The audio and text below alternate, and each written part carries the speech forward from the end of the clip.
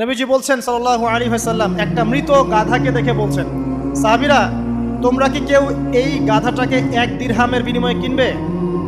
কান কাটা, মৃত, গলে আছে, এই গাধাটাকে কিনবা 1 দিরহাম দিয়ে? সাহাবীরা বলছেন, মাংনা দিলেও তো কিনবো না। ইয়া রাসূলুল্লাহ, যদি ফ্রিও কেউ দেয়, বিনামূল্যে দেয়, তাও তো নিব না। তখন নবী সাল্লাল্লাহু আলাইহি ওয়াসাল্লাম বলছেন, এটাই হচ্ছে আল্লাহর কাছে দুনিয়ার এক্সাম্পল।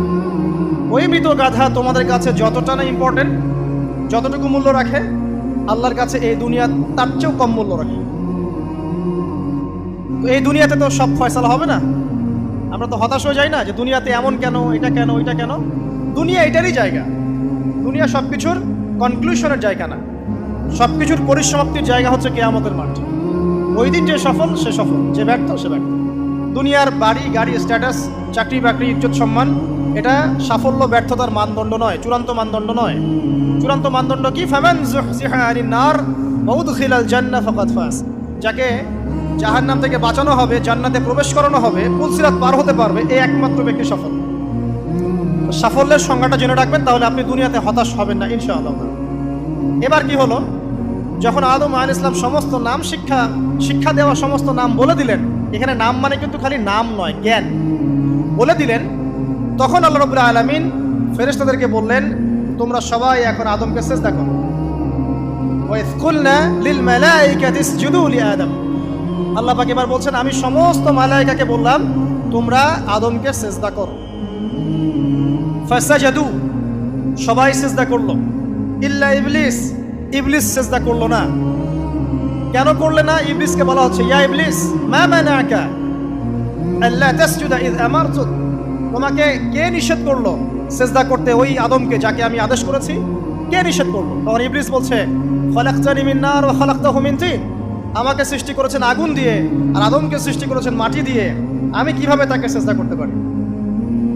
ইবলিস বলতে চাইলো যে আপনি যে বলছেন আদমকে সিজদা করো, আদম তো মাটির তৈরি, আমি তো আগুনের তৈরি, তাহলে আপনি ভুল বলছেন। নাউজুবিল্লাহ। আগুন কেন মাটির সামনে নত হবে? মাটি আগুনের সামনে নত হওয়া উচিত। তার কেয়াস হচ্ছে এমন। কেয়াস মানে কি? তার এটা কি?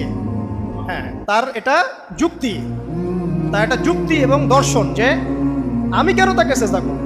আমি তো আগুনের তৈরি আর আদম হচ্ছে মাটির তৈরি।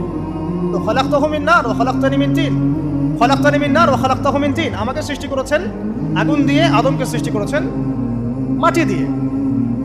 আবা ওয়াস্তাকবারা, আল্লাহ পাক বলছেন সে উদ্ধত হলো এবং অহংকার প্রদর্শন করল। আর আল্লাহ পাক অনেক কিছু মাফ করে দেন, কিছু কিছু বিষয় আল্লাহ পাক মোটেই পছন্দ করেন।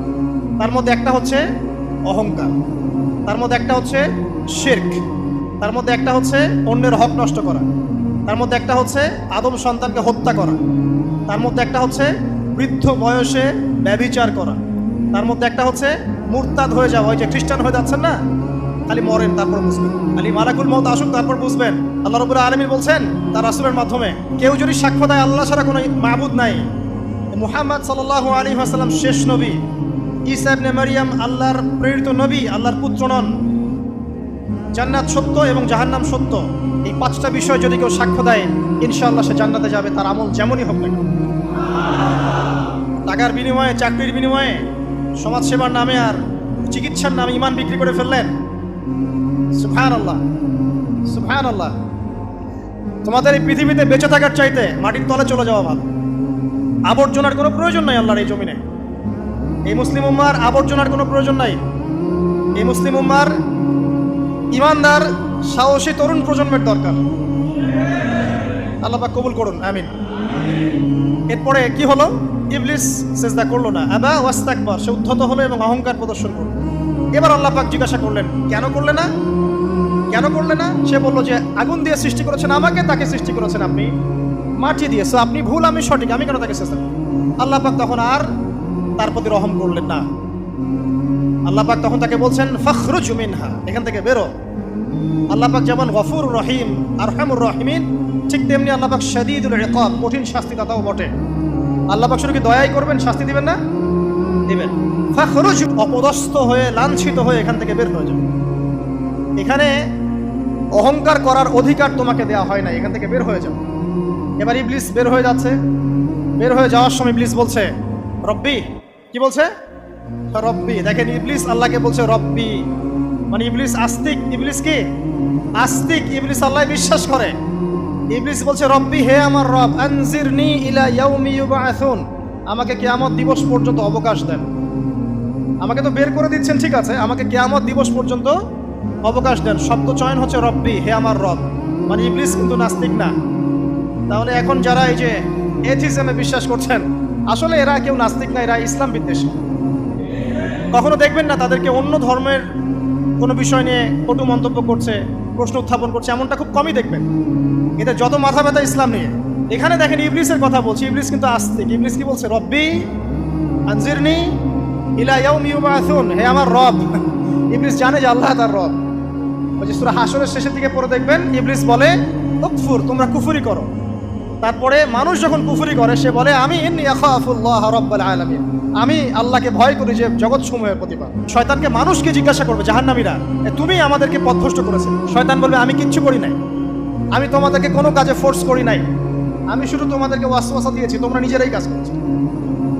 ফালা তালুমুনি ওয়ালুমু আনফুসাকুম, সূরা ইব্রাহিম পড়ে দেখেন। শয়তান বলবে তোমরা আমাকে লানত করো না, নিজেদেরকেই লানত করো, আমি তো তোমাদেরকে বাধ্য করে কাজ করাই নাই, তোমরা নিজেরাই করেছো এই কাজ। আসুন সামনে যাই। এবার আল্লাহ পাক যখন ইবলিসকে বের করে দিলেন, সে বলছে আমাকে কিয়ামত পর্যন্ত অবকাশ দিন। কিয়ামত পর্যন্ত অবকাশ নিয়ে ইবলিস কি করবে? উত্তর, ইবলিস বলছে ফাবিমা আগওয়াইতানি, হে আল্লাহ, যে কারণে বা যে আদমের কারণে আপনি আমাকে এখান থেকে বের করে দিলেন, লাআকউদান্না লাহুম সিরাতাকাল মুস্তাকিম, আমি সে আদম সন্তানের সরল পথে ওত পেতে বসে থাকব। শয়তানের কথা কি মনে থাকবে যুবক ভাইরা? শয়তানের চ্যালেঞ্জ কি? আমি আদম সন্তানের সরল পথে ওত পেতে বসে থাকবো, মানে আমার আপনার সবার পথে সে ওত পেতে বসে আছে। এটা যদি মাথায় থাকে তাহলে জীবনে চলা সহজ হয় না? আর কি করবো? সুম্মা লাআতিয়ান্না মিন বাইনি আইদিহিম, শুধু বসেই থাকবো না, আমি আসবো তাদের সামন থেকে, ওয়া মিন খালফিহিম, তাদের পিছন থেকে, ওয়া আন আইমানিহিম, তাদের ডান দিক থেকে, ওয়া আন শামাইলিহিম, তাদের বাম দিক থেকে, ওয়ালা তাজিদু আকসারাহুম শাকিরিন, হে আল্লাহ, আপনি বেশিরভাগ আদম সন্তানকে শুকরগুজার পাবেন না। কার কথা? শয়তানের এই কথাটা কি সত্য না মিথ্যা? এখন বেশিরভাগ লোক নামাজ পড়ে না পড়ে না? পড়ে। বেশিরভাগ মুসলিমের দাড়ি আছে না নাই? বেশিরভাগ মুসলিম সুদ খায় না খায় না? এখন বেশিরভাগ তরুণ প্রজন্ম জেনায় আছে না নাই? পর্নোগ্রাফি সবাই দেখে না দেখে না? অন্যের সম্পদ আত্মসাৎ মানুষ করছে না? দুর্নীতি করছে না? ঘুষ খাচ্ছে না? ইসলামের বিধান 100% পালন করে কত পার্সেন্ট মানুষ? খুব কম। আচ্ছা বাদ দেন এত বড় বড় কথা, শুধু কোরআনুল কারীম তেলাওয়াত করতে পারে কতজন মানুষ? বলি না আমরা 90% মুসলিমের বাংলাদেশ, তো 90% মুসলিমের বাংলাদেশে কত ভাগ মুসলিম কোরআন তেলাওয়াত করতে পারে? একটা শুমারি করে দেখেন, কোরআন শুমারি। এটা কোরআন শুমারি করে দেখেন যে কত পার্সেন্ট মুসলিম শুদ্ধ করে কোরআন পড়তে পারে।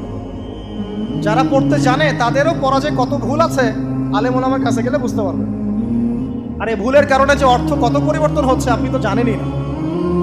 তো এই যে শয়তান বলেছে ওয়ালা তাজিদু আকসারাহুম শাকিরিন, আপনি বেশিরভাগই শুকরগুজার পাবেন।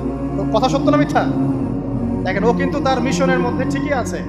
কথা যে সত্য তার প্রমাণ সহিহ বুখারীর একটা হাদিস, যেটা 4 বার এসেছে বুখারীর মধ্যে, যে আদম আলাইহিস সালামকে ডাকা হবে কিয়ামতের মাঠে, ডেকে বলা হবে তোমার সন্তানদের মধ্য থেকে জাহান্নামীদেরকে আলাদা করে দাও। আদম আলাইহিস সালাম বলবেন কতজনকে আলাদা করে দিব? আল্লাহ পাক বলবেন প্রতি 1099 জনকে জাহান্নামের জন্য আলাদা করে দাও। শয়তানের কথা ঠিক না বেঠিক? এবার আল্লাহ রাব্বুল আলামিন তাকে বের করে দিলেন। ইবলিস এবার বের হয়ে গেল, চ্যালেঞ্জও করলো। এবার আল্লাহ পাক আদম আলাইহিস সালামকে ডেকে বলছে ইয়া আদম, এবার আদম আলাইহিস সালামের এই যে পাজর মানে বুকের পাজর, এখান থেকে তার সঙ্গিনীকে সৃষ্টি করা হবে। কারণ আদম আলাইহিস সালাম একাকী ছিলেন, একা একাকী থাকা যায়? একা একা থাকতে কষ্ট হয় না? একজন জীবন সঙ্গী লাগে না? তো আদম আলাইহিস সালামের এই বাম পাজরের হাড় থেকে হাওয়া আলাইহিস সালামকে সৃষ্টি করা হবে। সৃষ্টি করার পর আরো একটা ঘটনা আছে যে আল্লাহ রাব্বুল আলামিন আদম আলাইহিস সালামের পিঠের যে অংশটুকু আছে, এই অংশটুকু থেকে আগামীতে যত আদম সন্তান আসবে সবাইকে ছোট ছোট পিঁপড়ার আকৃতিতে সামনে নিয়ে দেখালেন। সুবহানাল্লাহ। যত আদম সন্তান আসবে আল্লাহ পাক সবাইকে আদমের সামনে দেখালেন। এবং বললেন এই যে শুভ্র অংশ যারা, মানে সাদা অংশ যারা, তারা তোমার সন্তানদের মধ্য থেকে সবাই জান্নাতি।